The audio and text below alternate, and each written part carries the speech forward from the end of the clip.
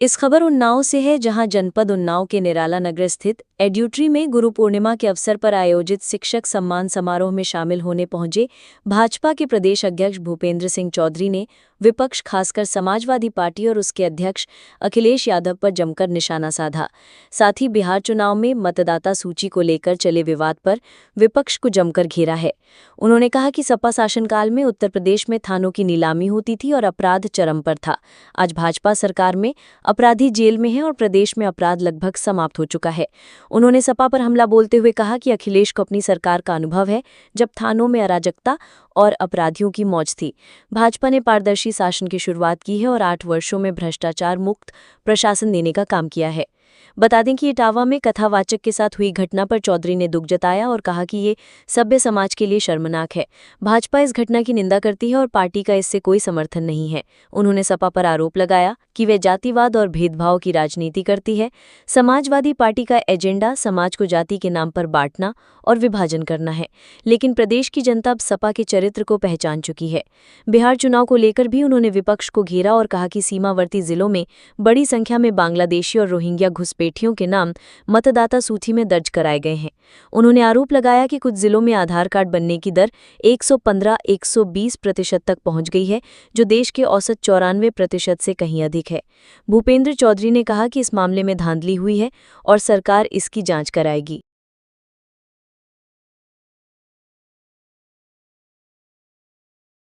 इसको किस नज़र से देखते हैं? क्या कहना है? देखो, सभ्य समाज के लिए इस प्रकार की घटना सबके लिए दुखद है और भारतीय जनता पार्टी हम सब लोगों ने उसे कंडम किया। हम किसी भी इस प्रकार की घटना का हमारी पार्टी समर्थन नहीं करती, हम विरोध करते हैं। लेकिन जिस प्रकार से समाजवादी पार्टी ने इसे एक राजनीतिक एंगल और जातिवाद के एंगल से देखने का काम किया, वो कहीं ना कहीं समाजवादी पार्टी का जो एजेंडा है समाज को जाति के नाम पर बांटने का, समाज में जातीय द्वंद्व खड़ा करके अपना राजनीतिक एजेंडा चलाने का, वो इस घटनाक्रम से उनके इस व्यवहार से प्रदर्शित होता है। लेकिन प्रदेश की जनता उनके इस चरित्र को जानती है। मैंने यही कहा कि जिस प्रकार से राजनीतिक ढूंढने का काम उन्होंने राजनीति करने का काम किया है जाति के नाम पर, वो प्रदेश की जनता जानती है।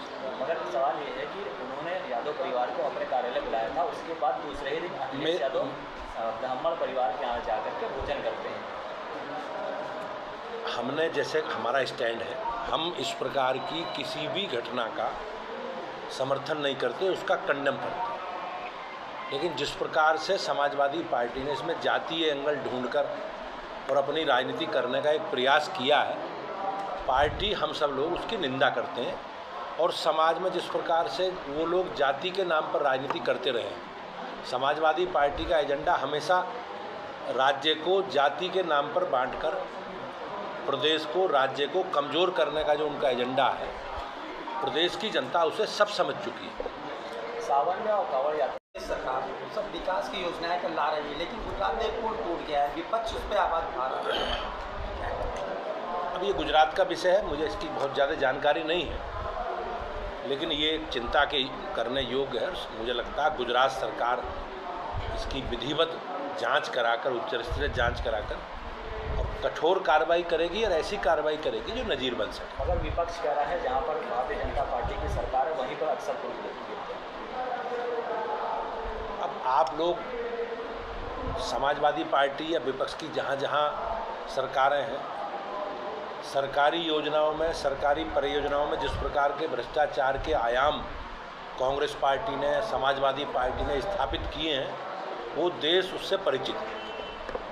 उन्होंने कहा है कि उत्तर प्रदेश में और लखनऊ में हर जनपदों में थानों में पैसा लिया जा रहा है, ये पैसा कहाँ जा रहा है मुख्यमंत्री बताएं।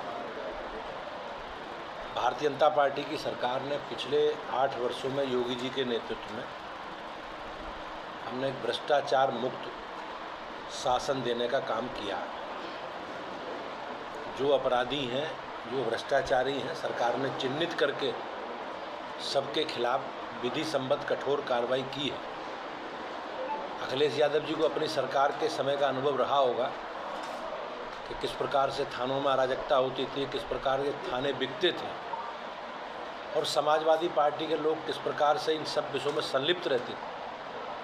लेकिन माननीय मुख्यमंत्री जी के नेतृत्व में हमारी सरकार ने एक पारदर्शी व्यवस्था लागू की है और निश्चित रूप से आज उत्तर प्रदेश में अपराध और अपराधियों के इस प्रकार से कार्रवाई हुई है, वो एक नज़ीर बन चुकी है।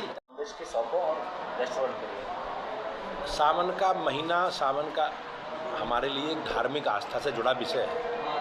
उसमें असंख्य लोग सनातन धर्म को मानने वाले अलग अलग देव स्थलों से कांवड़ यात्रा निकालते हैं, जल लेकर निकलते हैं और देवालयों पर जल चढ़ाते हैं। हमारी सरकार ने एक पारदर्शी व्यवस्था की है, सबको सुरक्षा देने का काम माननीय मुख्यमंत्री जी के नेतृत्व में सबने किया है, जिससे लोग अपनी आस्था को ठीक प्रकार से निर्वहन कर सकें। सरकार ने उन स्थानों को लेकर भी सुरक्षा व्यवस्था की है और एक पारदर्शी व्यवस्था, लोग अपनी धार्मिक आस्था के आधार पर इस यात्रा को संपन्न कर सकें, इसका प्रयास सरकार ने किया है। नॉनवेज की दुकानें बंद करी। हाँ, निश्चित रूप से हमारी धार्मिक आस्था से जुड़ा विषय है और सरकार ने उसे प्रतिबंधित किया है। एक प्रश्न आप भी पूछेंगे। केंद्र सरकार फूड सिक्योरिटी एक्ट में सबको अपनी पहचान उजागर करके अपने उत्पाद को बेचने का एक प्रावधान है और सरकार ने कड़ाई से उसे भी लागू किया है। जी, आज चुनाव आए हैं, चुनाव में किस तरह के आज हमारी सनातन संस्कृति का प्रतीक गुरु पूर्णिमा का अवसर है, उत्सव है और हमारी परंपरा के अनुसार हम लोग अपने गुरुओं का सम्मान करने के लिए आज इस उत्सव को मनाते हैं। हमारी पार्टी ने सभी स्थानों पर अपने सम्मानित साधु संतों का, धर्म गुरुओं का और जिन लोगों ने अलग अलग क्षेत्रों में देश का, समाज का नेतृत्व किया है, ऐसे लोगों को सम्मानित करने का आज का कार्यक्रम है। हमारे सभी जनप्रतिनिधि अलग अलग स्थानों पर जाकर अलग अलग धर्म क्षेत्र में, सामाजिक क्षेत्र में काम करने वाले अपने आदरणीय गुरु का सम्मान कर रहे हैं और एक दो जगह जिलों में एक सामूहिक एकत्रीकरण करके इस अभियान को हम सब लोग मिलकर पूरा कर रहे हैं। मैं आज गुरु पूर्णिमा के इस शुभ अवसर पर अपनी पार्टी की ओर से आप सभी को शुभकामनाएं देता हूँ।